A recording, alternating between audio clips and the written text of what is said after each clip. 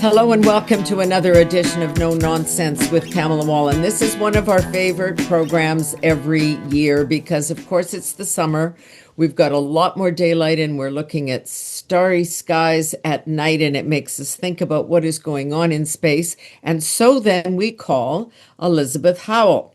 She is a space junkie. She writes for space.com and Spaceflight Channel, and she's been to NASA more times than she can count or they can count. I think they think she works there. Anyway, we we call her and she tells us what's new, our very own girl in space. Hi, Elizabeth, how are you? I'm doing well, Senator. I hope your day's going well. Yes, it's all going well. I'm thinking now, if Katy Perry can go to space, why can't you go to space? Well, I agree. I just need to get a sponsor. And so let's get together, start a campaign, Canadiana in orbit, get the other astronauts in there too, and it'll be a lot of fun. Okay, speaking of this, just before we get more serious, did Katy Perry and Jeff Bezos's wife and did they actually go into space, or what were they doing with perfect makeup and hair in their matching outfits? Well, they did go up there for a very brief time. So there's a barrier, not really a barrier, but like a mark in altitude called the Kármán line, which Yeah. most people recognize as space around the world. It's about 100 miles up. And so they went past that point. Virgin Galactic, by the way, which is the other big space tourism provider, they don't go that high because they've got kind of wings on their plane, and the wings won't Okay. because there's no atmosphere up there.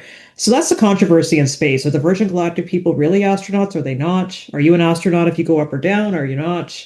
It's a whole Well, debate. that It's been was, a whole I think hour. that was a lot of discussions, I don't know, that I just had with friends around dinner tables, which is their hair didn't move. They were not, it's not all the scenes that we see from the space station where everything's out here and everything's floating in space. They don't do any of that, right?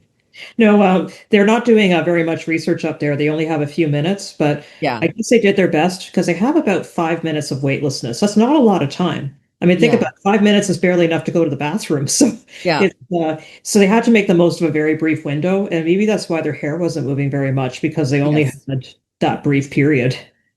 And we don't know if this has anything to do with her dating Justin Trudeau or not, or if that's No, we but have no idea. I mean, that could be a whole episode on its own, right? What was going on? Why were they actually together? How did they meet? That's another big question. exactly right. Exactly right. Okay, I want to get a little bit more serious now.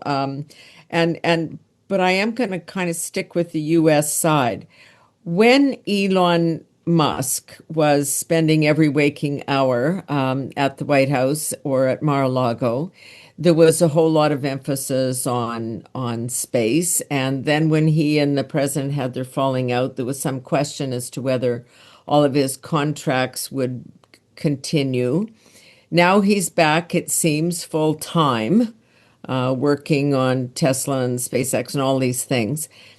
So, did that help or hurt where we are today? That is a big topic. I just Yeah. want to acknowledge first that a lot of folks have lost their jobs at NASA during the time in which we're speaking. There's a deferred resignation program in which a lot of senior people, folks with decades of experience, are departing the agency because there's this new focus in the Trump administration. They want to go, very simply put, more commercial in many, many aspects and Yeah. less civilian. So that makes it a little bit difficult just to talk about right away because I know some of these people and they're leaving. And maybe what the Trump administration wants is new ideas, new approaches, but there still is a loss when everybody has to be going. So that's the first thing that comes to my mind. The Hmm. second thing is that Elon Musk, you're right, he has a lot of power. He's been working at the White House, he has all of these companies, but he's one company. SpaceX is a very good company. They're very good at launching things, at landing things. They've had some trouble with the Starship program, but otherwise they're very reliable. NASA uses them to get to the space station every few months. They Right. bring cargo up to the space station as well. They But the rescue people. exactly. But the issue is that it's just one company. And just like any other business, you want to try and diversify your suppliers. And NASA tried. They had, you remember the whole stranded in space discourse from last summer. That was the other spacecraft, the Cygnus from Boeing. Sorry, Yeah. not the spacecraft from Boeing. But the difficulty was that they had problems getting the astronauts up there. They couldn't bring the astronauts back home. So, really, the greater question is how can you build an ecosystem where you have multiple companies providing all the services that are needed to get people and satellites and all those things back and forth? Because right now, it's a bit strong to say that SpaceX has a monopoly because clearly Blue Origin does some things and Virgin Galactic does some things Yeah. and ULA does some things, but SpaceX does the lion's share. So the question would be whether what the Trump administration is doing is going to lead away from that consolidation or towards that consolidation. And we just don't know. It's going to take years, I think. To figure out what the repercussions of that are, because there were Exactly. threats back and forth that, okay, maybe to Elon, maybe you won't have such easy access as you've always had. But Trump is also very committed to the sort of the privatization of everything, right? Which is let the private sector do it if they can. Um, Exactly. but hard if there's only one guy in the category. Hard if there's only one guy in the category. I couldn't have put it better. Yeah. All right. So where are we on all of this? Let's do an update with the space station itself. And everybody was kind of consumed with this, with astronauts trapped up there and I don't know, it seemed kind of odd that we couldn't just go and get them. But it Yeah, took a because long time. there was a Boeing Starliner spacecraft that ran into trouble last summer. And so that is a whole history. I think that whole documentaries, whole books could be written about what had happened because they really, really tried. The astronauts that were sent up there were some of the most experienced in the program. They were in their 60s. So that just shows you right there, 50s or late 50s or early 60s. They had trained for a lifetime in these things. They worked in the Navy before that. And so they were very experienced in working in isolated environments, military environments, and they just were very good partners, these two folks that were flying up there, compatriots in space, maybe we can call it. So they had all the right ingredients, but the challenge was the engineering. It just seems that it's hard to build a spacecraft that carries people. There's all of these safety considerations. And we even talk about it in aviation a lot these days, right? Because we know that in the United States, there was a spate of near misses and also a couple of unfortunate incidents involving airplanes. We've been flying those for more than a century, but there's still Yeah. challenges as new technology comes out or as humans human that sometimes create some engineering issues. And so when it comes to space, if you're launching the very first spacecraft with the people on board, you can expect some challenges. So I think that's a lot of what happened. It wasn't so much that things went, quote, wrong. It just was that Yeah. it was the very first flight. It was an engineering set of problems. You can't just solve those things in a minute because they're up there. All of your friendly folks that fix the spacecraft are down here. And they just did their best. And finally, they had to say, you know what? Instead of just prolonging the inevitable, in that we're going to keep troubleshooting the spacecraft and it probably won't work at the end, the easier decision for everybody is like a bad relationship, just to let this go, to bring the spacecraft down and to start again. And so that's what they did. They safely brought it back down. They're looking at it. There might be another mission coming up with our Canadian Josh Kurtig on it. That would be maybe a little bit better. And then the two astronauts that were up there, you're right, they couldn't come down right away. It's because you can't simply launch a spacecraft, even a replacement spacecraft. These things are custom engineered. And SpaceX, which is a very capable company, still Yeah. needs time to make sure that everything is implemented safely and that all their fuels are in there and that all of their engineering is ready and that the spacecraft is just turned around in time, not to mention the rocket. So it just took a few months. But NASA always had a plan. They always had extra food, extra clothing, extra toothbrushes, everything that those astronauts would need. They were sending up resupply missions like clockwork, so they Yeah. had stuff to entertain themselves. They had science experiments set aside. And then it was even beneficial to have two extra bodies on board because you know how you live in a house for 20, 30, 40 years and stuff builds up? The space station's like that too, right? And so they had extra experiments and extra storage issues and things that the two astronauts could pitch in on. You're always looking for extra help. So, yeah, they were a little bit, they weren't stranded, I would say. It was more like they just were kind of waiting for everything to be lined up to bring them home. But it's no worse than being on, I guess you could call it an away excursion if you're in the military. So how come, I know this is, you've talked about this, but how come Elon Musk can do it and NASA can't? That's the question. So first, he's had a lot of practice. Let's acknowledge that. He's launched how many Starlink missions, right? With all of those satellites alone, right? Yeah. So he's been launching things like this for 20 years. He's been launching the Dragon spacecraft and variants for about 15 years. And then we had Boeing coming in with a brand new product. They had, I think it was two missions before they put the astronauts on board. So Yeah. those were two missions as opposed to all of the Dragon spacecraft that Elon Musk had flown before his first crewed one. Probably was about 10 or 12, right? So it was a lot of practice that helped him get to the point where he is now. Boeing didn't have the benefit of that practice. They didn't get to send up all these resupply missions before putting the people. They only had two missions. So just like with anything else in life, if you're going to be doing a dance recital, I hope you're only not practicing twice Yeah. before being told to do the main performance. Now, how we get those people more practice is another question, right? Because it's money, that's time, that's Exactly. expense. Boeing's a private company. So I don't know. It's very, very hard to crack the code. There's something about SpaceX that obviously gives them resources and time and engineers that lets them do things quickly, but we also have to remember they've been in the game a long time. How do you catch up with somebody who's been in the field 15, 20 years? These are big problems, I have to say. Yeah, and then it does kind of raise the question because we always have this in all sorts of spheres, which is, he can do it. He's a multi-billionaire. He can go and do whatever he wants and test it, where government through NASA has to play by a different set of rules. Yeah. So there's a wonderful biography that recently came out from Walter Isaacson Yeah. about Elon Musk himself, and it is a commitment. It's several hundred pages. You will be spending weeks going through this, Yeah. but I felt that it was a very good glimpse at how this company works and how Elon Musk works, because even though he's quite rich, you can see the frugalness and the quick decision making that got him to that point, and then you never let go of the habit, right? You know, the habit that Right. made you rich, you're probably not going to be letting go of it. So there's still a bit of a maybe spiciness is a good word to SpaceX engineering thinking, right? Because they're not afraid to, like we saw with those Starship launches, to move fast and break things. That's what their Yeah. motto is, pretty much, right? So there was a lot of that happening in real time in front of this biographer as he was following Elon Musk around in this venture. So you're right. It's interesting. The other thing is that, and someone said this to me the other night, that, okay, we went to the moon in the 60s and sent people and brought them back.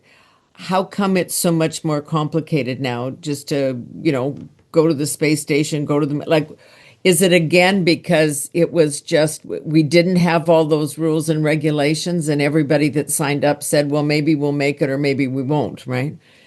I think there was a lot of things that were different about the 1960s. The first thing was that the share of the NASA budget as a whole of the US government budget, I forget the exact figures, but it was something like 3 or 5%, which is Wow. huge when you Wow. consider the Yeah. size of the budget.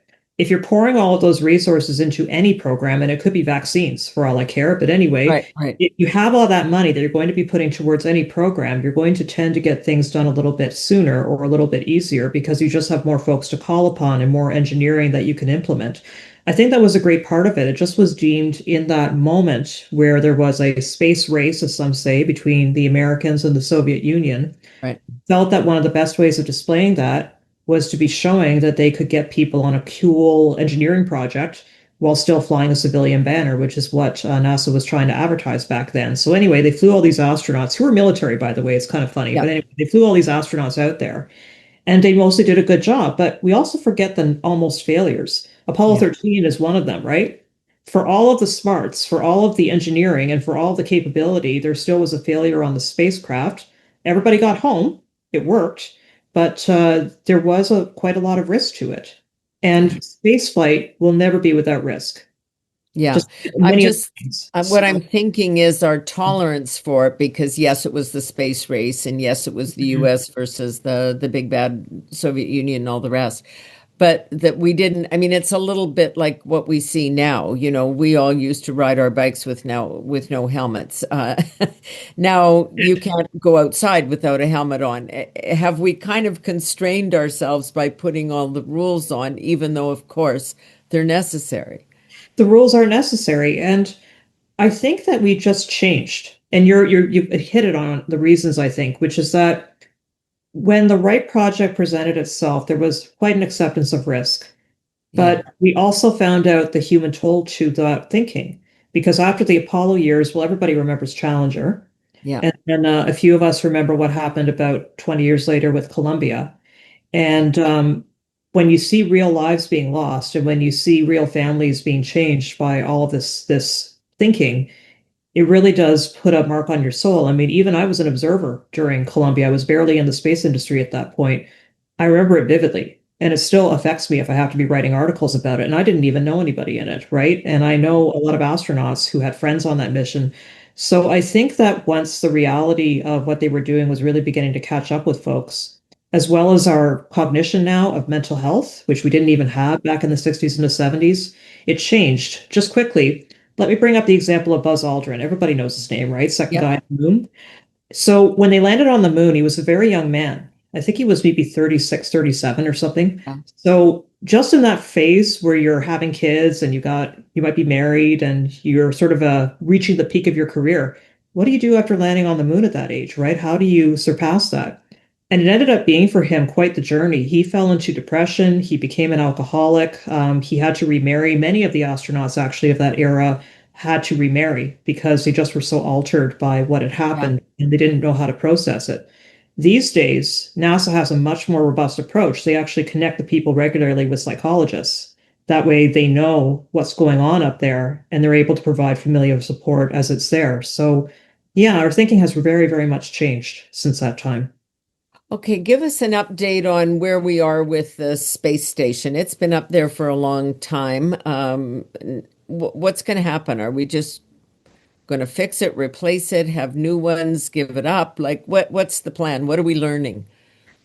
I think the first thing to know is we should get a plan together soon because because the current extension, and we've extended it a couple of times, but the current extension goes to 2030 and we're almost through 2025 really, right? We're just about at the fall. Yeah, So that gives us 4 or 5 years. So what are we supposed to be doing in 4 or 5 years? It's hard to build a spacecraft, as Boeing found out, in even a decade. How are we going to be building something new in 4 or 5 years? If we want to go in that direction, we really need to be hitting the accelerator, which again probably means funds, resources, just like what we were saying before with the Apollo years, right? We need to ramp those up, provide other companies with those resources, give them what they need to get a new space station up there by 2030. That said, NASA does have a number of contracts out there to a number of companies, and some of them are even partnering together, just saying this is too big for me. Let's get someone else in on the conversation yeah, and building. I think it's 4 or 5 space station ideas. Not all of them will fly, but maybe a couple of them might make it. So that's the first thing. The second thing is, well, maybe we can extend the space station again, but it's old, you know? yeah, It's doing well, let me say, but parts of it are from 1998. How many of us are driving cars from 1998? yeah, yeah, Right? So there are issues up there that are just related to sheer maintenance, sheer trying to keep the lights on. One of the bigger things that they're working right now is on the Russian side of the space station. For years, there's been some kind of a leak, and they still can't pin down exactly where it is and what's going on. And they've made mighty attempts to repair it, but it's probably just sheer metal fatigue or something of that nature over the decades. And so, how do you contain that? How do you address that? How do you replace maybe the affected components if we ever get to that? That's also expensive. So then you get into the yeah, cost benefit analysis, right? So, but science is still going on. We can't forget this, right? Because I'm sorry, I represent the media here and I must yeah, apologize. We're always talking about the problems, okay? yeah, yeah, yeah. Who are No, no, stuck in space, the yeah, leaks on the space station, and we forget, and I'm the same way, we forget to talk about the hundreds of experiments that are going on up there. The fact that there are something like 6 to 11, maybe people up there at a time, happily doing their work, happily being productive, being researchers, and doing it in a very, very difficult environment and thriving. So there's always So a lot. you're the geek. I'm going to ask you this question. What's the most interesting thing that has come off the research from the space station that grabbed you, like to sort of make humankind better? What have we learned there? Just pick one or two things. Oh my gosh, I could pick many, but the one that first sprung to my mind is fire safety because that's something that Explain. yeah, no, I'm explaining because that's something that's a problem right now. We're all facing in our own lives. the accelerated risk of wildfires. Yeah. How do you make materials that are going to be standing up to the temperatures that unfortunately we're all facing right now? I'm sitting under a heat dome as we're talking, so I mean, Right. we don't Right. understand heat. So, how do you make safer houses? How do you make safer things to be dealing with the extreme heats of today? That's one of the set of experiments that's been going on the space station. And there's a spacecraft called Cygnus. I misspoke earlier, but anyway, Cygnus by Northrop Grumman has on it periodically experiments where it's being sent back to Earth. And on it, they set fire inside the empty spacecraft, and it's been used. They're bringing it back to Earth anyway. If it burns up, it's not an issue. But they test the materials and they see what's going on. And then Wow. they make measurements and they say, okay, I guess we can try and do a bit better next time. And then the next spacecraft, as they're sending them back, they set up another controlled fire and they check it out. And incrementally, you're not going to see much difference, but across 5 or 6 years or even 20 years, there are going to be a lot of changes. Wow, I mean, you're absolutely right. Like we hear nothing of that. We don't talk about that. We spend endless times talking about the cause of the wildfires and those stories, but that we're working on it literally from a higher level. Exactly. Again, a question on this about the renewed emphasis on the moon, and getting to the moon, balancing off against space station and the kind of work and science that you're talking about, because the moon is sexy and that means resources are going to be drawn to those projects and inevitably away from others. It is. And that's part of the what's next. So we have a space station that's been doing very well for a very long time, but now, because of all of these companies that now can launch things by themselves with little government support, less than Yeah. before, Yeah. you go a bit further afield. We've had all these years of practice on the space station, and now I think just ambition is beginning to take over, right? So the moon, yes, it is sort of sexy, as you said, but it also can be a good spot to make some outposts because it's not far away. I mean, relatively far away, I realize, but compared to Mars, which is a whole other Right, right, problem, right. it took what, 3 days to get to the moon back in the Apollo days, and so that's fairly close. To get to Mars would Yeah. take 8 months. So there's a difference. And then once you actually get there, you're right, there's resources that can be mined.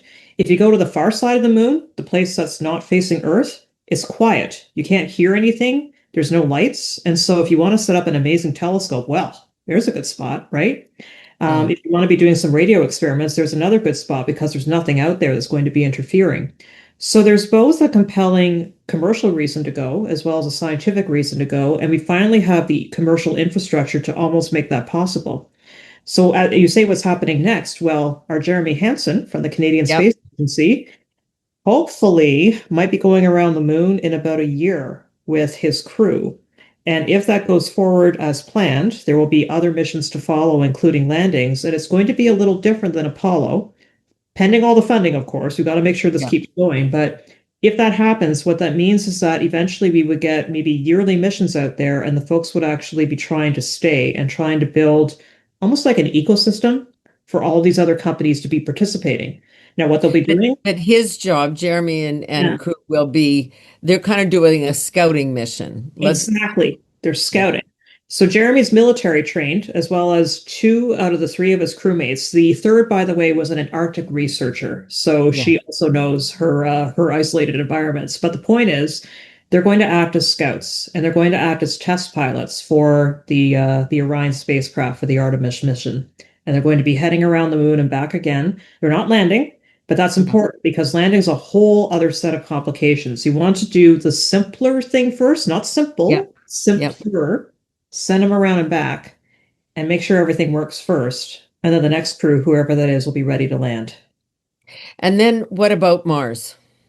Mars will be next. That's what they always say. But you've been around long enough to know the joke is it's always in 20 years, right? Yes, it Because when is. Apollo landed, I'm not quite that old enough, but anyway, didn't they say then we would have folks on the moon Yep. by 1980, right? What is Yep. it now? 2026 almost? And yeah, so we're sitting in 2025, and I guess the best estimates are saying maybe the late 2030s, but realistically, it probably would be the 2040s. But it requires a commitment. And I think that's where we keep the starting and the stopping, why that happens, because you look at a project and you say, oh my goodness, this will take 20 years. This will take government funds. And there's many other problems we could be working on. What about the safe drinking water up north? And I recognize those issues. Yeah, Yeah. this is the thing. Like, should we not maybe be curing cancer and Exactly, right? So then people get gun shy and they say, yeah, maybe we shouldn't be doing this now. Let's extend the timeline. And that's why we're sitting here in 2025 with no Mars missions, very simply yeah, put. It's also yeah, just hard to get out there. Let's yeah, recognize that there's a real engineering and human cost. So that would be next. But when? Decades, probably. yeah. Yeah, And maybe we do need to focus a little bit on getting it right in the space station and at Moon before we kind of take exactly. that on. You mentioned the Arctic just, and that had twigged me too because there was Australia and Canada have signed a deal to update. Of course, we're trying to do that to our radar systems and Yes, our early warning systems in the Arctic over the horizon radar. So, like, but this is a lot more about space-based surveillance it these is. days than from Yeah. the ground up taking pictures. Exactly.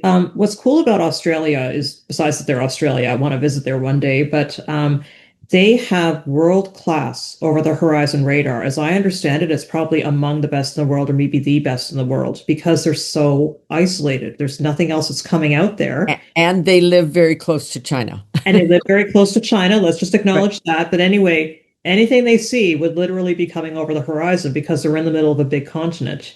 right. So, for good defensive purposes, they already have a good system. So, Yeah, Canada's being smart and saying, why reinvent the wheel? Let's bring the best engineers in the world over here. And luckily, we're all Commonwealth, which makes it even easier, right? So, anyway, now we're working together. And this is going to be a generational thing. And I think that this is quite exciting in terms of business opportunities for Canada because we're always thinking as a group, as an aerospace group, what's next for us? So the moon is one of them.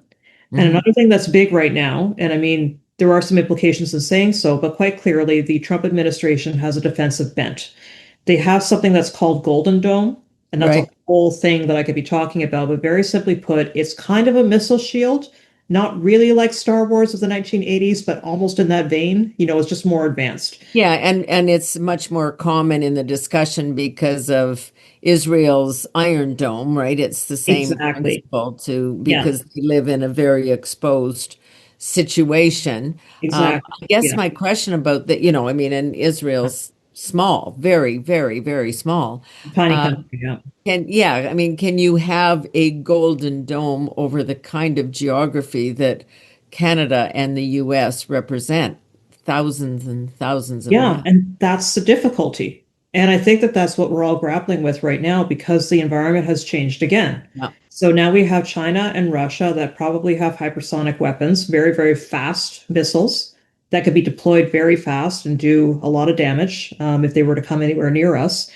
It's kind of like the nuclear discussions, I guess, that we had hmm, back in the 50s and the 60s, right? Just what right, would be happening.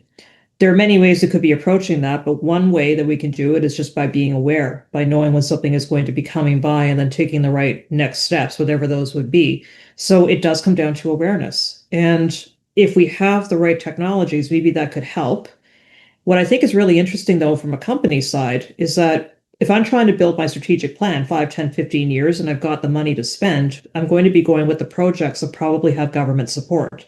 So we right, have Moon, and then we also have, because of the Trump administration, the NORAD increases in spending and all of that, right, a lot of right. defense opportunities. So, from a pure business perspective, there might be other discussions to be had, but a business perspective, probably then you'd be saying, okay, then I would want to be learning a bit more about these technologies and how I could be leveraging my business to be targeting that. And we had a whole series of hearings in the Senate and in the House of Commons in the last year, where there were folks from many, many companies in Canada saying, please give us strategic direction, please give us ideas about how we can be contributing to defense. So finally, we have a little bit of direction, and maybe with the new Yeah, season in the fall, there might be some more hearings. So fingers crossed. yeah, and I think everybody sort of quietly says, look, and we're not going to get to this in the next short term. There's No, elections in both in countries, and in then everywhere. Yes, exactly. But and now that we've had priorities elections, change. and now that there's a bit of a pause, let's just put it that Yeah, way, because we never know. But maybe this might be the time to start building. And the new Kuzma discussions would also be in that framework, right? As the new NORAD. So there's a lot to Yeah. discuss too. Yeah, to do that. With all of this activity, I think it was last summer when we spoke, there had been space junk falling Right. onto fields in Saskatchewan, not too far from where I sit today. We haven't heard much about it. Is it a growing problem, or have they figured out how to bring their own garbage home? They should actually. You know what? I would love that if there was a big garbage truck that was flying Yes, along. exactly. Yeah, exactly, right? Talk about ecosystem thinking. But here's what they came up with, and it's actually maybe not the most pleasant solution to hear, but they acknowledge that there's an issue. Let's start there. So Yeah, yeah, SpaceX, very simply put, they were launching their astronauts, doing a great job, but there's a piece of hardware that they call the trunk. So almost like a car trunk, I suppose. And in mhm, it, they store all the stuff you need to survive, like oxygen, that kind of stuff. So right, this trunk is huge and it kept falling out and crashing. They thought that it was going to be coming down in more pieces than it did, but no, it would come down as one big charred, almost like a tree branch look, wasn't it? And yes, it was falling in Saskatchewan. And actually, a former colleague of mine, he lives in the United States. One fell within driving distance of his house. And wow, anyway, he went out to check it out because it just was yeah, incredible. And this was bigger than he was. He's a fairly big guy and he was bigger than he yeah, was. So here's what SpaceX said. They said, okay, we have a problem. We need to come up with an engineering solution. That way we don't have this falling on people's farms, houses, heads, potentially. it's, yeah, So what they did was they changed the way they land these things so that the junk falls in the middle of the Pacific. So it's still falling. It's yeah. just falling presumably on But anybody's heads. It's yeah, so let's find places. It's inevitable anyways, so let's just yeah. mitigate risk as opposed to pretending we can fix it. Exactly. So now we have these chunks falling into the ocean. So I realize that there might be probably would be environmental concerns associated with that, Yeah, but at least the farmers in Saskatchewan won't have yeah. that immediate issue. Or other places where it's not Yeah, falling on their exactly. head. Yeah. Um, what is something out there? Because I know you think about this a lot. Like, what is the next thing that we are going to do and learn from all of this activity? I loved your fire example, but are we learning anything else about our planet, about our relationship, if there's people elsewhere, whether we're Mhm. actually going to ever live on Mars or the moon or anything? Like, what is something that might actually be affecting people's children or grandchildren or great grandchildren today that is going to be commonplace in their life that we can barely imagine? So I think there's always the inspiration piece, but then there's the practical piece. Let me take it in two real quick. For Yes, inspiration, I always like to know where we came from. And I yes, think that if we have the time to think deeply, I know that's hard these days, but if we have a minute, sometimes I'd like to wonder, did we come from other planets, that kind of a yeah, thing, or were we built here? Who knows? So Canada participated in this really cool mission. It was called OSIRIS-REx. It has a sort of Egyptian sounding name, but not really. And off they went to an asteroid. They picked up a big chunk of it and they brought it back to Earth. I got to visit part of the asteroid a few wow, weeks ago. I went all the way out to a local university, York University, and I was checking out the tiniest little sample. It just was crumb sized. But from that Chinese sample, they were scanning it and they were trying to learn more about the heat, like how the heat carries on an asteroid. And if they know how the heat carries, they can make projections about where it's going to be moving next and maybe protect our planet because on a large right, scale, the heat is making it move a little closer to Earth. You're going to worry a bit, right? And so that was what we were learning about, as well as about water and ice and organic materials and all that. But then for the practical piece, I think that where we really can see a lot of change very quickly is Earth observation. We're going to need it. We're going to need as much information as we can get because this planet is changing very quickly. Out here in Ottawa, where I've been, the past 3 weeks, I think, have been a combination of heat or smoke or both. yeah, And that is from people who aren't even directly in the line of fire, so to speak, right? We're just feeling the yeah, effects from Manitoba and other regions. So, what we need now are fleets of satellites that are going to be sending our firefighters, who are doing a tremendous job, by the way, real-time information to help them while they're trying to figure out what to do next out there. And they're getting smarter.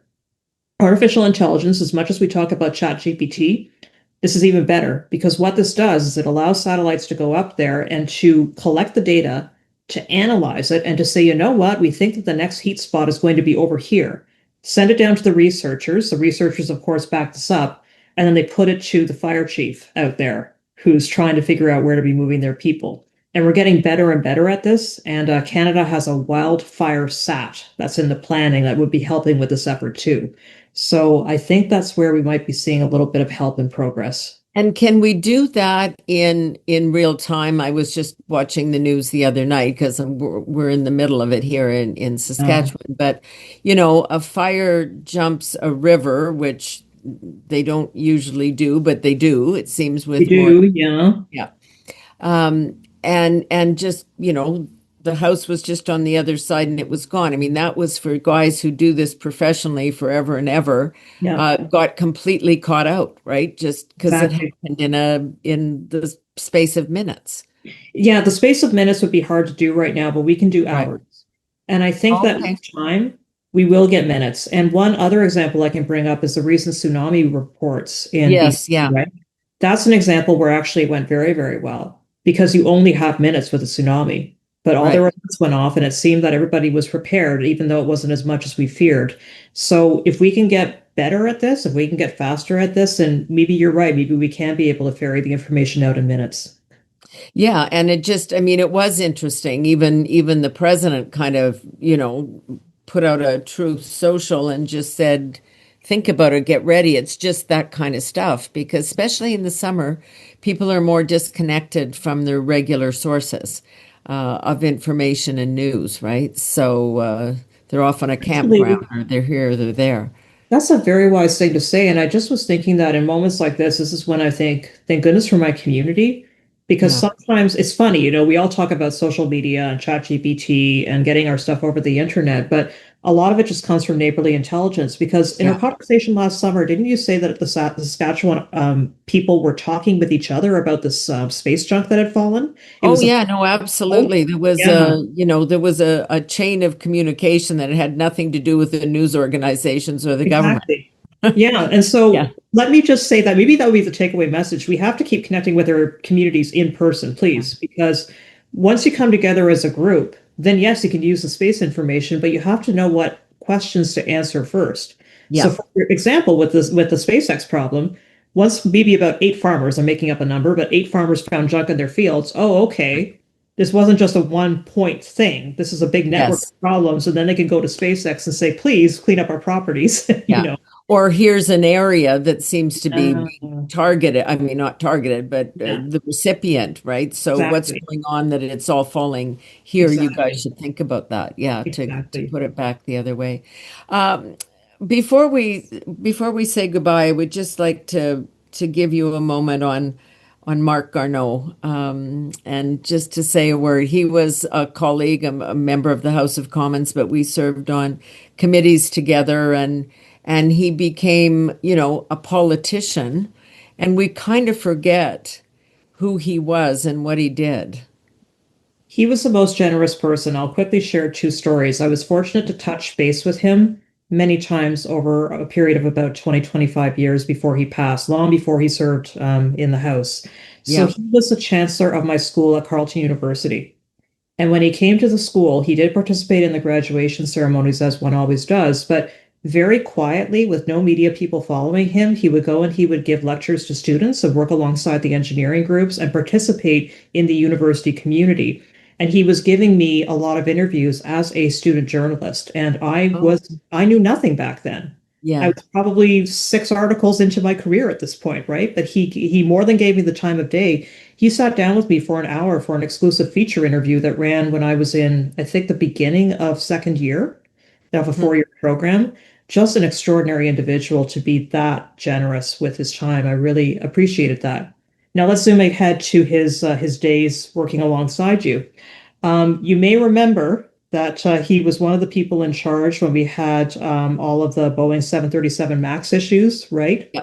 And you may also remember that there were railway strikes, and he found time to do an interview with me for a book, Canadarm Collaboration, which really needed him. It was all about the space program. And then a few months later, we were transported into this pandemic. And he was worrying about the supply lines and about the safety of Canadians, the safety of goods, and how to be doing this. So here's the story. His office wanted to do a fact check with me, and they kept mailing me, not emailing me rather, and saying, "We're so sorry, the minister is busy." And I said, "I can only imagine, you know." Yes. And so after a few of these back and forths over a period of weeks, they finally said, "We just don't know." And I said, "I understand, nobody knows what's going to happen." He found time. I honestly do not know, in the middle of the worst public health crisis in probably a century, that the Minister of Transportation found time to sit down and to review a few chapters with the work. And he was thorough. He went through Yeah. line by line. He found a few things. His generosity of spirit, that's just one story. If you talk to anybody, I think, even Yeah. in different circles, they'll Because say he the same thing. cared so much about that. Yeah, that I think that was sort of troubled me at the time because these are generational issues too. When someone like that passes away, it's about his most recent activity, and the reporters who cover it think of him as a politician, There's more not than as not as an astronaut. Are we doing a better job? Because the Americans always look at them. They make heroes out of everybody, right? When somebody uh, does something interesting or unique, they're a hero. There's a statue, there's a street, there's a university, there's all of these things. And and are we doing better at that, making these folks that really put their lives on the line in an amazing way? Are we doing a better job of remembering and recognizing? I think that's actually a challenge to people like myself and maybe also people in very prominent public positions because Yeah. we should be honoring them. And Yeah. we should be taking the time to pass their names on to probably someone who's 7 right now and may not know about the space shuttle, let alone about Mark Arnault. So these are the things that keep me up at night, I have to say. Because how do I do this? How do I, as an individual, break through all the noise that's going on around us to communicate a message? But what's interesting, though, is coming back to communities. I find that when I'm talking to my people, which I consider not only my neighbors on the street, but also my space people, Yeah. we do pass these stories along as a group. The challenge is how do we break out of that silo? And even NASA grapples with this, I realize.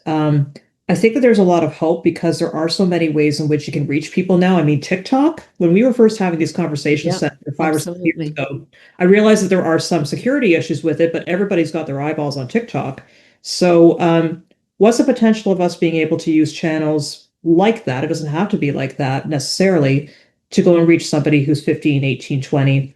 I was talking with an organization recently. It wasn't about space, but they play video games and they have researchers sitting on these video games and they say, okay, well, in the game, this is happening, but in real life, this is how you actually go about it. You have to meet them where they're at and to Yeah. explain it in a way that really makes sense to them. So I think that would be our challenge to try and think, Yeah, how do we and explain use it? this to Yeah. tell our own stories. Like what I find troubling is that we're busy ripping down statues to, kind of with our versions of revisionist history when in fact we should be putting all our time and energy into maybe making a few more of them and tell our Well, own story, you well, if you know? want to put a statue on Parliament Hill, I'll be there. I'll come by. I Okay. live in the All neighborhood. right. We'll do that.